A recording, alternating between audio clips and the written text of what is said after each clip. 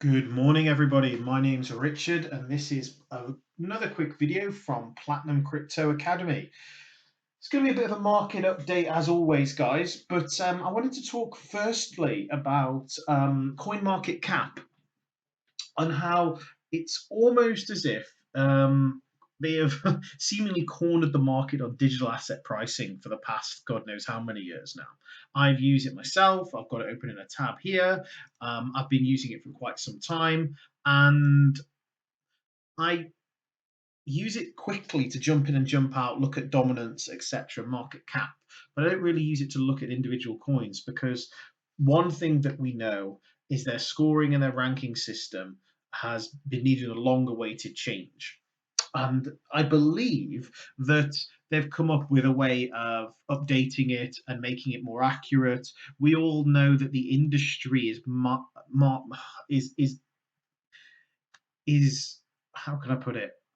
Is very based on market cap and volume and circulating supply. Because the industry is only driven on supply and demand, generally, we have we have to have proper reporting on that supply and demand on what's going on in the industry. Unfortunately, for the past God knows how many months or years, CoinMarketCap has, you know, or people have found infinite, a myriad of ways to manipulate the scoreboard here. And I call it a scoreboard because it's like one. And what this is doing is it's basically not damaging the reputation, but it's giving people the wrong or false information, whereas and people feel this is the only information available. And what I wanted to try and do is over the past couple of months is use a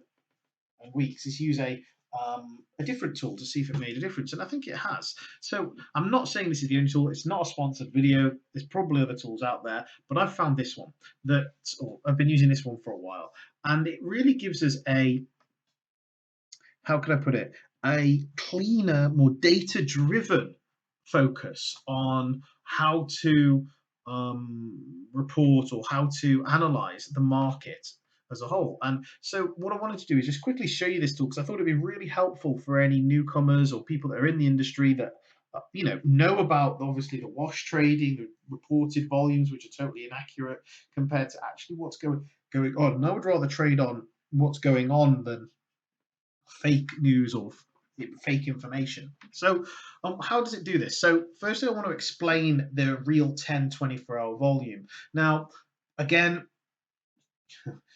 this is not an exact science because nobody, they're not plugged into exchanges and they don't get the reported volume from exchanges in terms of there could be wash trading, there could be all this other sort of stuff going on in exchanges. So what they do, however, is they take their believed or their perceived top 10 exchanges like Binance, Bittrex, Poloniex, Coinbase, some Gemini, some of the most reputable ones that have been seen to be transparent and seem to be providing realistic volumes across their currencies which they're trading on. And what they do is take a real 10 volume from that.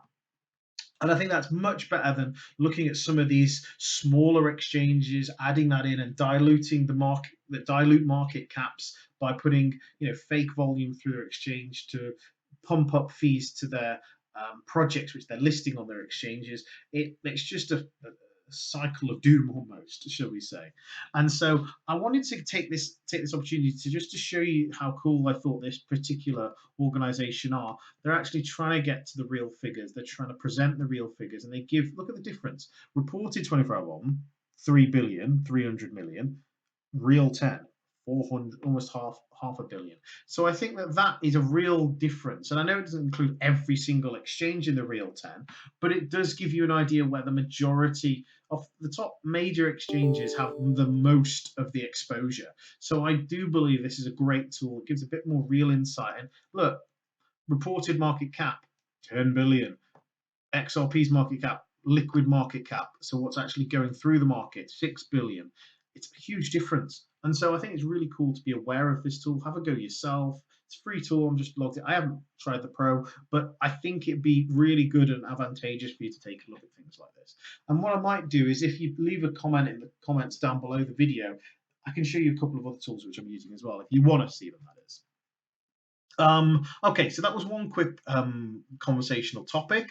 The next one that I want to talk about is how I'm a little bit not concerned, because that's not the right word, but I want to talk about Bakkt a little bit. I have covered it in my videos before and articles and so on the website, but I just want people to take a step back. I step back. What the reason why is I hear it all the time from my colleagues, my clients, etc., and I see it on Twitter and all the sorts of news outlets that everybody is almost like holding their breath for this Bakkt to kick off, because a lot of institutional investment looking to come on board through real exchange Bitcoin rather than cash settlements in fiat. And I think that I just don't want everybody to, you know, just pause a second rather than just think this is going to be the savior. Quite often, you've seen in the market that some major release is coming and then nothing happens, and I just don't want that to be the case with Bakkt. So let's temper or taper expectations and react what is actually happening, not pump up a scenario which, you know, may not. They've been dwelling for quite some time, this project, in terms of release. So I don't not believe they're going to release something, but let's see what the impact actually is. Another topic of conversation I want to go into today is how we're now seeing quite a lot of big funds come out and say they're vocally getting involved with cryptocurrencies. And this comes across to this article here, how you've probably been hearing for quite some time before we get into this article, how the institutions are coming, but we always find out that they're not coming yet. When are they here? They're not here yet. They're not here yet. And I suppose this ties in with a previous Bakkt story.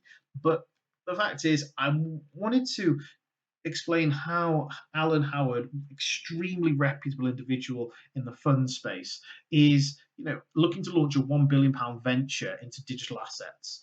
And I think this is really cool how he's going to be going through the top major funds in the space and hopefully helping investors select quality funds. And I know he's not going to be funding it himself. Well, funding itself, that's wrong. He's not going to be actually offering a fund himself at this stage, from what he's saying. He's actually going to be finding and analysing the best ones in the space and list the best ones. He's going to charge a fee for this, of course, but they've got heavy due diligence, heavy, they've got a lot of money to throw at research and analysis on these funds. And if he's listing a fund on one of his on his list, you're going to be able to look at how investors could factor in risk appetite, expected returns, liquidity requirements, and offer a suite of services, almost as if he's looking at helping people in terms of which crypto fund is going to be best for them. And at the moment, there's not that many services around this space, and I believe this is going to develop into a huge growth opportunity in this space for people to actually provide these sorts of services. And by him putting his neck out, Alan Howard, massive, guy in the UK, I just feel that with people like him and others, if they're offering services that are going to be ranking or providing further information on a fund beyond than what the fund's pitching, I think it's a great opportunity. I also wanted to add to this. A while ago, we saw a article get released about Greyscale, how they're reportedly buying 21% of all new minted Bitcoin. Now, all this sort of information, you've got to remember, although it was earlier part of the year in April, June, I think this was released, May actually. It's I'm just trying to put everything together. You're seeing funds buying in lots of Bitcoin. You're seeing Bakkt coming out with a release so institutions can trade on Bitcoin accordingly. I think that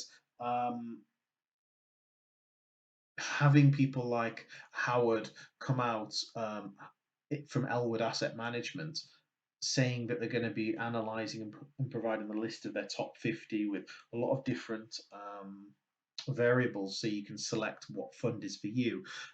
The market space is massively changed from what it was in 2017.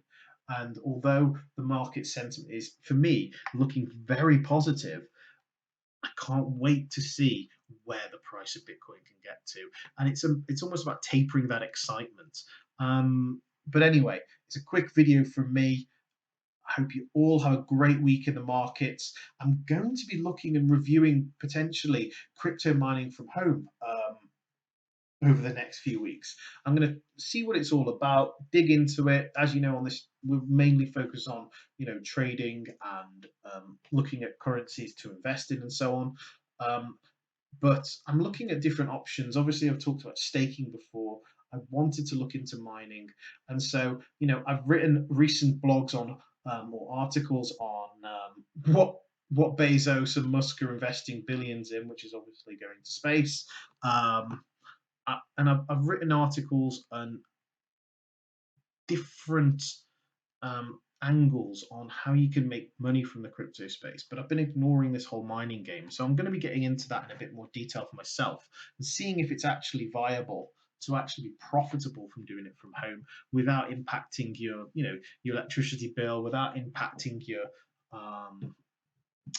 the noise in your home if you want to do it from your home, and see if there are actually ways of making a bit of extra change on the side. So anyway, keep a lookout for that. Like and subscribe to the video. Leave a comment if you want me to cover anything in particular. And like always, have a great week. Speak to you soon.